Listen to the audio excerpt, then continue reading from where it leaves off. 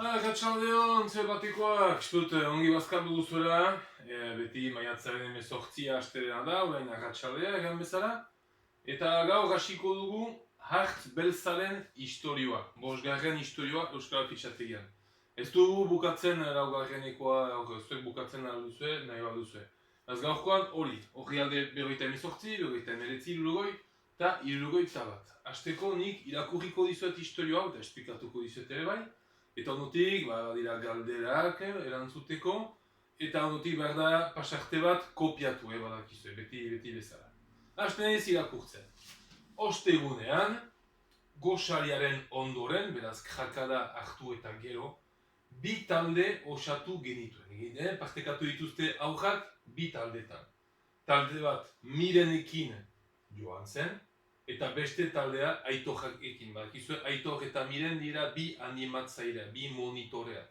Eta beraz aur batzuk joan dira Mirenekin, eta besteak Aitorrekin.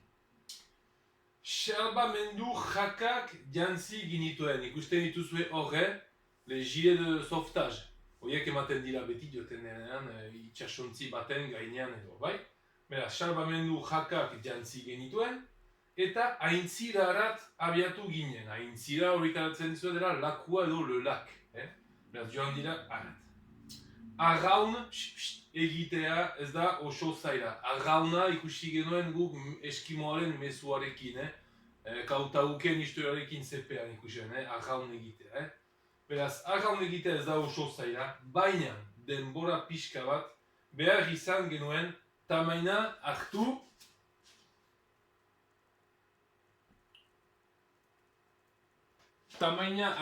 genioan arte, behar da usaia hartu ongi emaiteko arrauna uretan eta aintzinarazteko barkoa.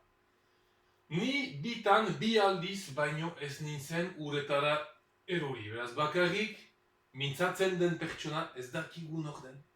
Aur txiki bat da, baina ez dakigu bere zenbakia.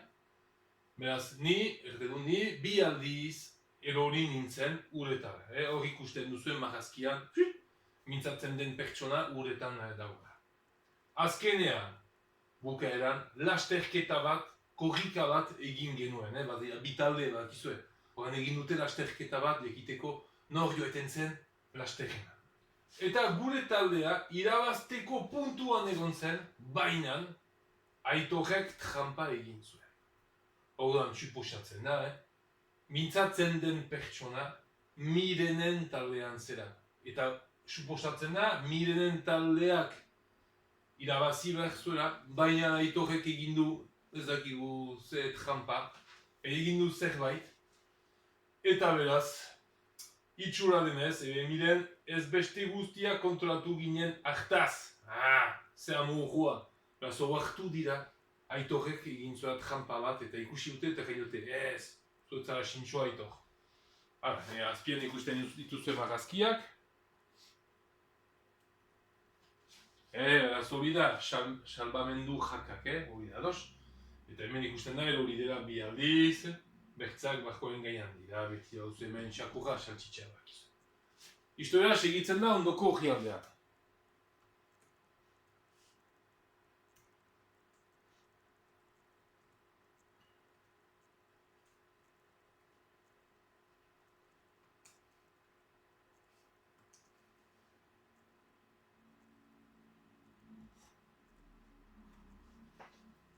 Afaldu ondoren, beraz gauean, dian eta gero, hain geuden nekatuta arkitua. Ezen lo gelditu ginen, bera da, lo. Horregatik, Aitor, oiuka sartu zenean gure txabolan, gure etxean, ikaratu egin ginen. Zer erraten du Aitorrek? Hartz bat! Enurz, oiu egin zuen. Denak txalupetarat! Bizkor! Denak joan berziela berriz, barkuaren gainan, sur la petite bark, eta bazen hartza. Eta bederen, uraren erdian, hartza etzela urbituko. Hura entzutean, izututa, beldurtuta, atera ginen. Bakizue hor bakoitzak, badora bere zenbakia. 10 zenbakiak. Zer egin du? Hanketatik sartu zuen elastikoa. elastiko bat, sartu zaio hanketan, txebaski erori da. Presaka ibiltzen zen, eta orduan, pam! Elastiko bat sartu zen bere zangoen artean, pum! Eta erori txebaski. 6 zenbakiak. Ez zituen bere betaurrekoak aurkitzen. Nundira nire betaurrekoak? Gaua da, kitua da, ez ditu atxementen. Ondotik, eta bat zenbakia negarrez hasi zen bere hartzatxoa nahi zuelako. Hartzatxoa, son petit ours en peluche, bambina. Bai?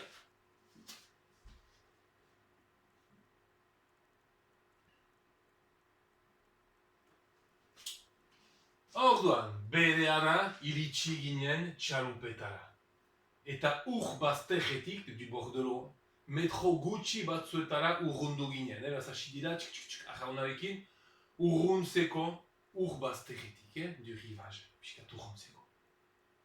Ordu erdi egon ginen, ordu erdi, une demi-heure, 30 minutuz. Egon ginen, han geldi. Uraren gainean, lakuaren gainean, aintzilaren gainean. Baina inork ez zuen hartzik ikusi, nunda hartzaile ulurz. Inork ez du ikusi. Susmoa hartu genuen, hura guztia gezurra zera. Beraz, agian, Aitor beti bezala, egin dut trampatxo bat, egin dut txiste bat, eganez badaz bat, baina etzen egia gezurra zen. Eta kasualitatez, konparazar, Aitorrek aintziran bukatu zuen, arropa busti eginda. Beraz, Aitor erori da, aintziran, agian norbaitek, Mirenek edo ez dakit, pusatu duen Aitor, piskat zigortzeko, zenta egin zuen txiste bat, agian ez biziki egingarria, piskat zigortzeko, ala Aitor, puf, zoazuletara. Horra, testuarentzat.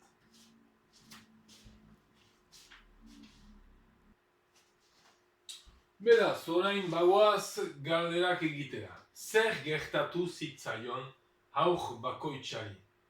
Horrezia, ebaki eta itxasi ebakigarriak, etiketak, zuek ez dituzu etiketak, horren ez dugu hori egiten.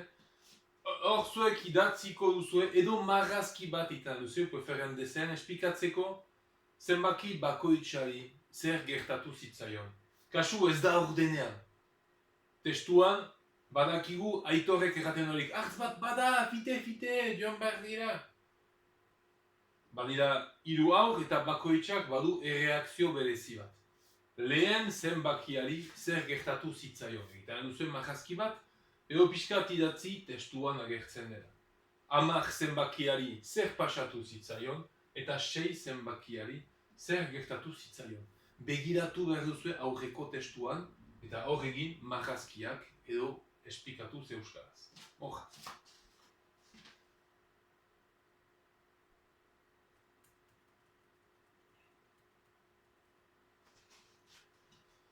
Orain badira bigarren ariketan, 3 galdera nahiko simple, erantzun galdera hauei. Nora joan ziren haurrak ostegunean? Joan dira norat? Mendirat, klaserat, piscinarat. Nora joan ziren haurrak ostegunean? Kasu, egin behar da esaldi oso bat, fraz komplet.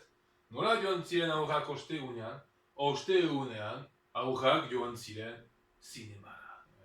Ostegunean haurrak joan ziren Parisera. Gero, zure ustez, zuek pentsatzen duzu. Zure ustez, zertarako jantzi zituzten salbamendu jakak, les gilets de sauvetage. Zergaitik eman dituzte salbamendu jakak. Horre egin behar da, esaldi oso bat. Nahi zuten polita izan, jaka horiekin. Asko maite dute larandia kolorea. Horre egin behar duzu esaldi bat, zuek pentsatzen duzu. Zergaitik sartu zen Aitor txabolan oiukan. Zergaitik eraz Aitor, gauean denak ziren lo, aurguziak ziren osoak ituta eta lo. Zergaitik, zertarako, Aitor sartu da txabolan, Zer nahi zuen egin.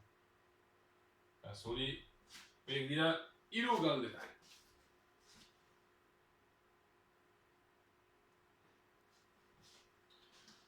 Orain, 60. orrialde hortan, okagu azken liketatxoa, badira lau esaldi, pixkat historioa labur biltzen dutena. Berriz eman behar dira ordenean, ordena kronologikoan. Zer pastu da historioan lehenik, gero zer izan da bigarren ekitaldia, gertakaria, hirugarrena, eta nola bukatu zen historioa.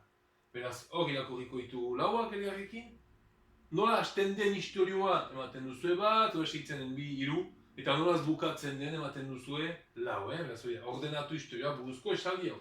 Irakurtzen ditut. Lo zeudela, Aitor oiuka sartu zen txabolan. Aitorrek hain ziran busti zuen bere arropa. Iramuie zezafer, hain ziran, danola. Haurek lasterketa bat egin zuten txalupekin. Txalupak dira barkoak lebatu, lekano. Eta denak izututa, beldurtuta, atera ziren txalupetara. Bai? Hemen badira lau esaldi, baina ez dira ordenean. Zuek berriro berrituzue ordenean eman.